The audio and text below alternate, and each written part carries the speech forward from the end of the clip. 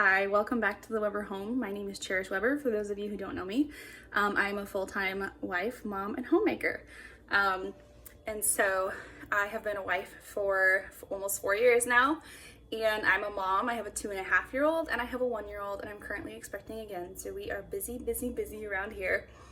And occasionally I like to just put together some videos to show you some tips and tricks and things that help our lives run smoothly, or things that help us live off of one income, as I am a full-time homemaker and we just live off of my husband's income. So today I'm going to be showing you how to can chicken. A lot of people are intimidated by the thought of canning, especially when it comes to a pressure canner, because they're afraid of it. And just like anything else, it's a tool and you just have to know how to use it correctly. And so I'm here to show you that today. So first things first, you're gonna need a good cutting board. I don't recommend using wood for meat, but that is all I have right now. I will probably actually just get a plate and put it on here, and like a glass plate, and use that instead. You need a really large bowl, a really sharp knife, and then of course your jars and your canner.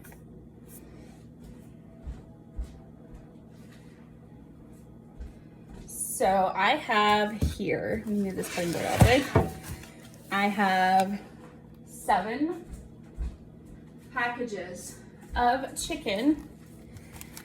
My local Aldi puts their chicken on clearance on Monday mornings, which is when I go grocery shopping. And so all of these packages were 50% off. And so anytime I see chicken that is 50% off and I have a little bit of room in the budget, a little bit of wiggle room, I snatch up what I can so that I can can it. It makes for some quick, easy meals on nights when I'm running late. It's also a better way to store it because we can't always rely on a freezer. Sometimes the freezers go out, the electricity goes out. So this makes the chicken shelf stable and it lasts a lot longer. So the longest portion of time for canning chicken is just simply cutting it up, because you don't want to put these in whole in the jar. You want to cut them up into like little 1-inch squares, and a good way you can judge is to your first knuckle on your finger. That's about 1 inch typically. You want to do little 1-inch squares, cut off any fat you don't want, and we are going to raw pack these into jars and then process them. So here's the longest part. I'm going to get to cutting. So before I go ahead and just do a time lapse of me cutting, I just want to show you a little comparison, a little bitty, it's not a square obviously, just little chunks that are about the same size, a bit of a unison size there. Obviously some parts will be thinner, that's okay. You'd rather it be smaller than larger because it will get thoroughly cooked in the canner, and that's what you want. You don't want to have any raw chicken left in there. So yeah, just little tiny pieces that are about that size, and we are going to fill this whole bowl. We're going to do all of this chicken and then we are going to pack them.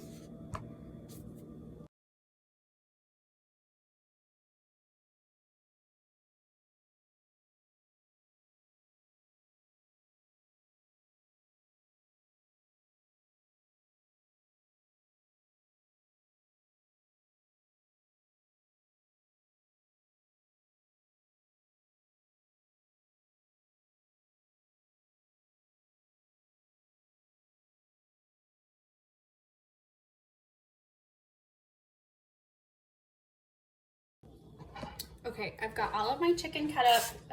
They're all about the right size, and I am going to clean my counters. I think I washed my hands and cleaned my counters like 25 times in the middle of this process. So I just want to make sure that everything is clean and like there's no random chicken juice left all everywhere. And so what I'm gonna do is I'm gonna get out my jars. They're clean jars. I'm gonna do pint-sized jars this time. And then we are going to raw pack them, and then I will show you how I process them.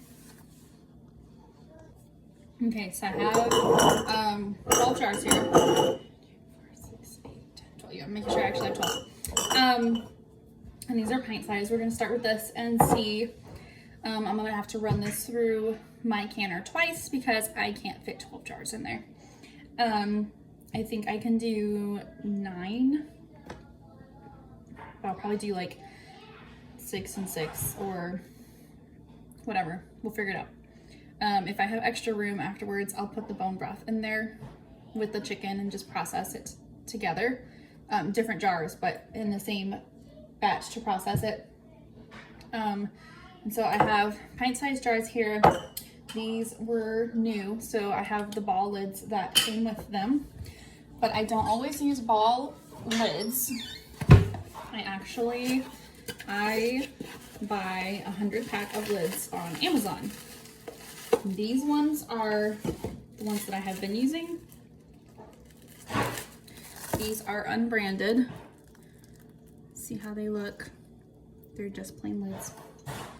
And the color's a little bit different for the rubber, but they actually look really comparable to the ball ones. And they're like half the price.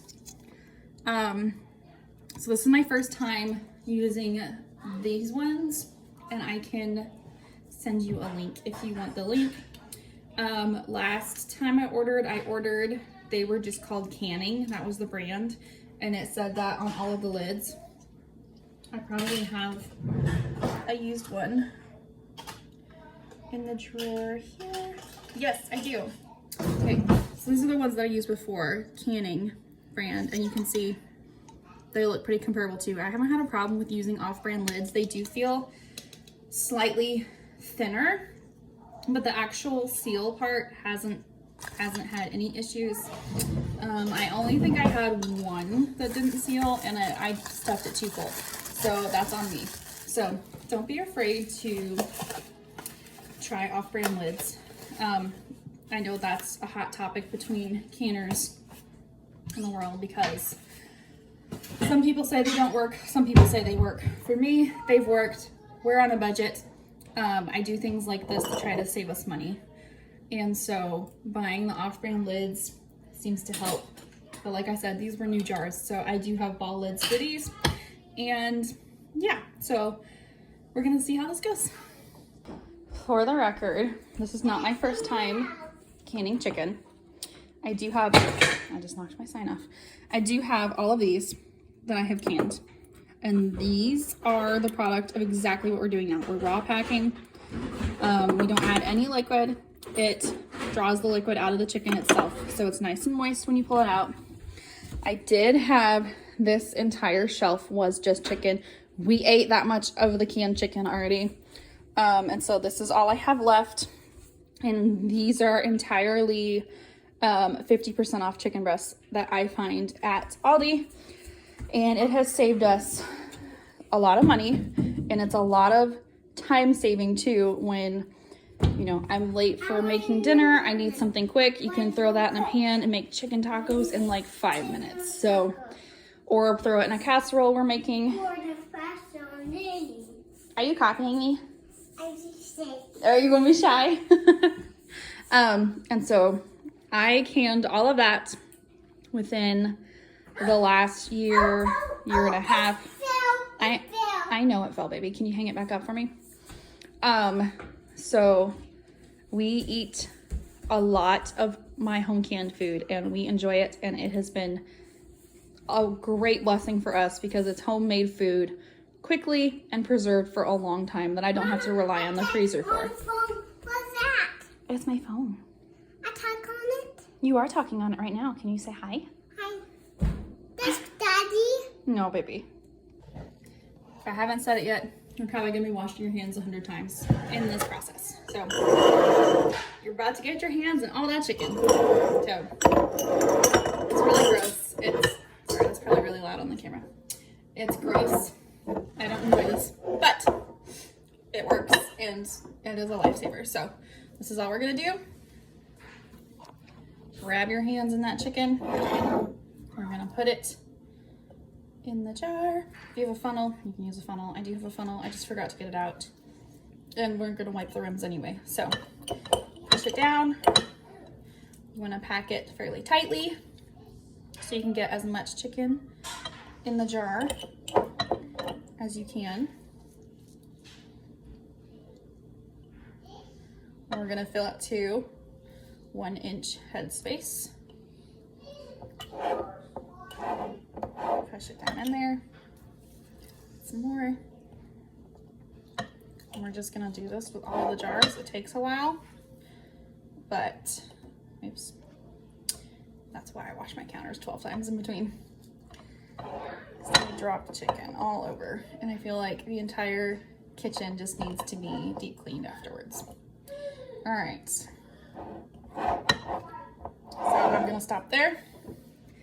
You can see it's got plenty of headspace. It's fairly tightly packed. And then what we're gonna do is we're gonna wipe the rims with vinegar, put on our lid and our band, and then we're gonna put it in the pressure canner, but we're not gonna have the pressure canner preheated because this chicken is cold and we don't want our jars to break. So some people add seasoning at this point. You can. Just be aware that if you do add seasoning, the flavor gets very enhanced when you are pressure canning. So add very little. You can always add it afterwards with whatever you're making the chicken in. I like to add it afterwards. I don't add any while I'm canning. And so there's that. I'm gonna go ahead and fill up the rest of these jars.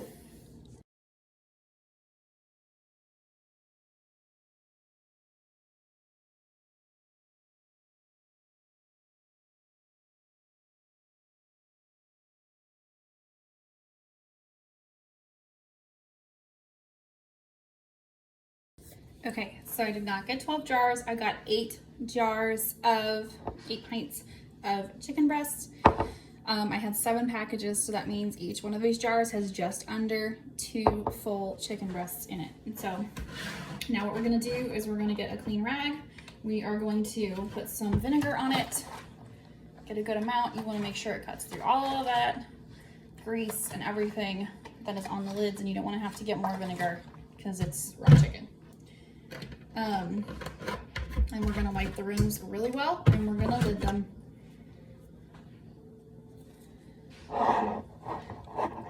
Wipe the tops around to the sides, and make sure you get every single one really good, because most of the time when your jars don't seal, it's because you have food on the rim that kept it from sealing, and most people don't realize that. Simple mistake, wipe it really good. Okay, so now I'm going to lid my jars. And some people will tell you also not to use vinegar to wipe the rims of your jars. They'll tell you to use warm water. And for some things that might work, but if you have something oily, greasy, sticky, use vinegar. Warm water just doesn't cut through a lot of that stuff, and it's not worth your jars not sealing and you wasting all of that time for no reason. So I prefer to use white vinegar for everything. You only want to do these finger tight. You don't want to use anything to super tighten these because you need some of the air to escape, and you need this to be able to vacuum seal in the canner. And so that's what's gonna happen. And if your lid, your screw band is on too tight and the air can't escape, it will not seal. So finger tight, that's all you gotta do. Make sure they're all on finger tight. You don't want them loose and you don't want them too tight, just till you can't do it anymore. And so this is cold. You can see it's already getting a little condensation on it. So I'm gonna get out my canner and show you the next part. This is my pressure canner. You can see it's very scuffed and beat up and needs a good wash on the outside because it's kind of greasy. But mine has a dial pressure gauge, and it also has, I have it sitting right here. Okay, hold on, Rosie.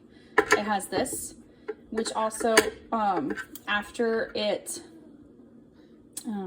steams and whistles for 10 minutes, you're gonna put this on, and this will help bring it up to pressure. And once it gets up to pressure, this will rock and spin and you'll be able to hear it. And so it's a double pressure gauge for me to tell. It has an anti, I forgot what it's called. It has a lock so that you can't open it before it has released pressure. So a lot of people are afraid that their pressure canner is going to explode on them. As long as you know your equipment, you know it is secure, and you don't tamper with it, make sure you check it, make sure it's okay, it'll be fine. Don't try to open it before the pressure is released, and just use it properly, take good care of it. It's not gonna explode. It's just a tool like anything else. You can get hurt with multiple tools, but just knowing how to use them and using them properly and carefully will keep you from getting injured. So just keep that in mind.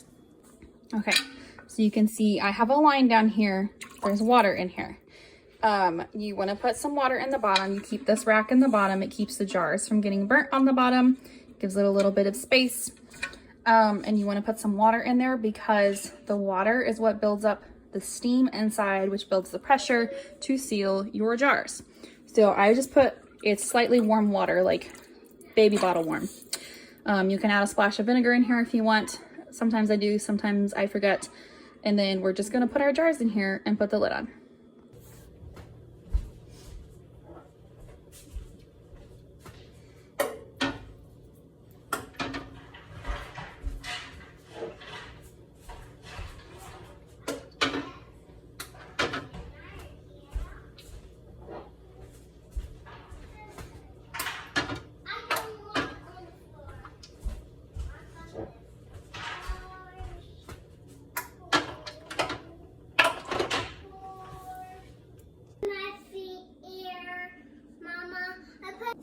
So we're gonna go ahead and put the lid on our canner, and as you see, it has the lock. I showed you the divot in the handles. Once this gets up to pressure, it is not able to be opened. So there's no reason for it to open or cause any issues. So now I'm gonna go ahead and turn it on. And what we're gonna do, I don't turn it on high, turn it to medium low. You don't want it to just like go nutso in there. And you don't want all of your water to come out the vent from the steam. You need to just do it low, medium low, find your sweet spot. Might take you a couple times to figure it out. I literally put a marker and put a mark on my handle so I know where it's at. You're gonna let this heat up until your vent starts whistling. Let it whistle for 10 minutes. That means it's nice and warm, the steam is building up, and then we're gonna put our gauge on it and let it come up to full pressure.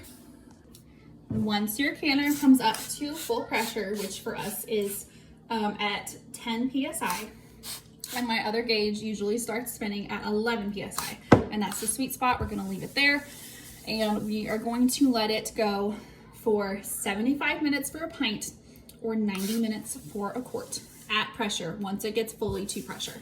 So the time in between when it's whistling and all that does not count. You have to start your timer after it gets to full pressure. What that does is it kills the botulism that can get in your food.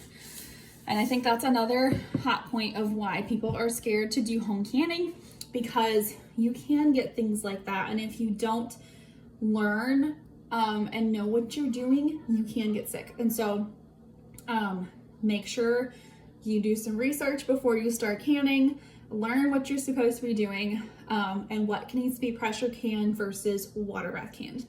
So foods that are acidic don't grow botulism in them, and you can just water bath can them. So things like fruit spreads, jams, jellies, tomato sauce, pickles, things like that can be water bath canned. Other things that are more dense and low acidic, chicken, green beans, soups, anything like that. All of that has to be pressure canned to make sure it kills any of the bacteria inside it that can cause botulism. So that is the difference. And once, don't mind my brief intermission there. We are potty training. So after your 75 minutes have come up for your pints, you're gonna turn the canner off and you're just gonna leave it. Don't try to open it. Don't mess with it. Don't move it. Leave it there. Let the pressure fully come down. And then after a couple hours, you can go up and touch it and feel it. And if it is still warm, leave it. Because it is in that cooling process when the vacuum seal gets created and your lids will seal. And if you tamper with it too soon, your lids will not seal. So just leave it for several hours after you are done and let the lids have a chance to seal before you mess with them. If you can do this like in the evening and then let it sit overnight, that's even better. And then once it is cooled and you move it, you get your jars out, set them in a nice place that's not drafty. Sometimes I will set them on the other end of our dining room table, put a kitchen towel over it just to keep out a draft, and let it sit for another 12 to 24 hours just to make sure that the seals get fully set and sealed and are not messed with. If you mess with your jars too soon, if you take the mans off, if you flip them upside down and look at them, anything, you can mess up the seal and all of your time will be wasted. So I don't want you to waste your time. Just let it sit, let it seal, and then afterwards you can take it out and then put it away. And sometimes one of your jars won't seal and the rest will, and one will have like made a big mess inside your canner and you'll have to wash off the other jars. Don't pull them out immediately and wash them off. Give them time to fully set and seal and then wash them off. So I will show you later tonight when this is done what my jars look like and how many of them sealed. Hopefully all of them. And most of the time they do. I've had very few instances where something didn't seal, and typically it was because I filled it too full. So these should be fine and I'm excited. So I'll show you. All right, it has been 30 something minutes. There you can see steady stream. It's kind of hard. Let me put this behind it, see if that helps you see a little better. Maybe. You can see a steady stream of steam. I don't know if you can pick it up on the camera or not, but it's been whistling. It's been whistling for 8 minutes. So in 2 minutes, I'm gonna put the thing on top. It will stop whistling and then the pressure gauge will start going up.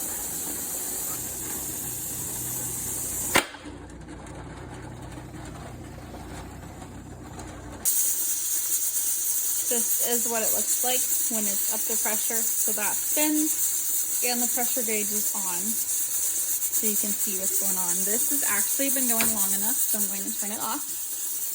That will stop spinning and that's slowly just gonna start going back down and it will cool off. It'll take a while, but it'll cool off. The last thing that I want to mention before, I pull this out later and show you what it looks like is if your canner is at pressure and it's been, whatever amount of time into your time slot, you adjust the temperature and it goes even slightly below the correct amount of pressure. So mine's supposed to be at 10 psi.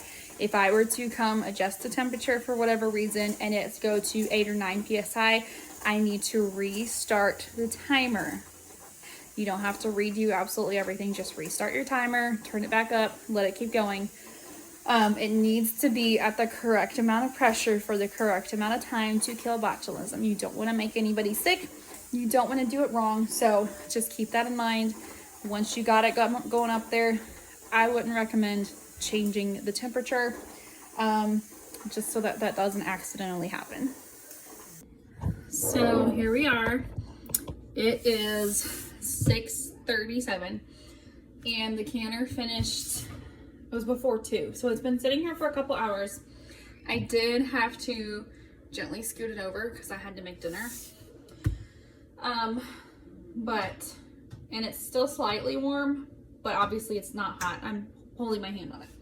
So I took the gauge off of the top and I'm going to go ahead and open this and we will see what we got going on inside. See how easy that, oh, you can't see very well.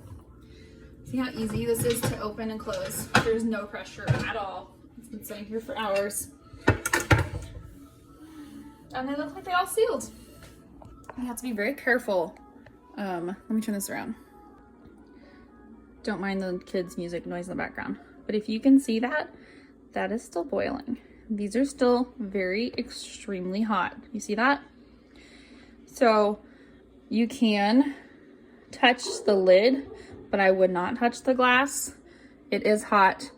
I'm still gonna leave these here to finish cooling. They appear to all be sealed, but I'm just gonna let them rest here. Probably until right before bed, and then I'll pull them out and put my canner away for the night so it's not in the way in the morning. But I just wanted to open it up and show you how they look. I don't see any bubbles in the lids. They'll appear to be all sealed already, but I don't want to mess with them yet, so we're just gonna let them sit. So this is why, if it'll focus, this is why it's important to make sure you get the right amount of water, because remember I had it just below this line. That is all that's left after processing the chicken. So if you don't have enough water in, you're gonna run out and you're gonna be running it for nothing. It's gonna burn the bottom of your jars and you're not gonna have enough steam to build pressure to actually seal your jars. So make sure you put enough water in it. So the overall time was, it took me about 35 minutes to cut up the chicken. Put it in the jars. I didn't time that part, but it didn't take very long, maybe 10 minutes. But the jar is in the canner. It took about 20 minutes to heat up.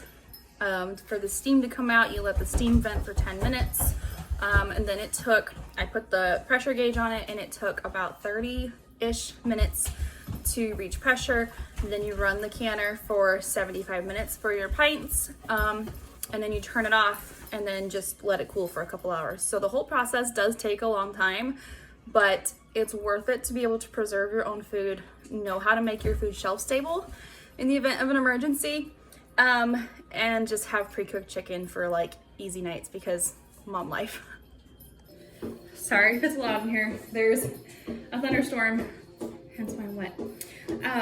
And my kids are right here. But these are our jars that we did yesterday. They look like they have all sealed. This is how you test to make sure you have sealed them. You should be able to pick them up a few inches by just the top. They're perfectly sealed. So test each one, and then you can label them and put them in your cabinet. So that's all there is to it. Thanks for watching here at the Weber home.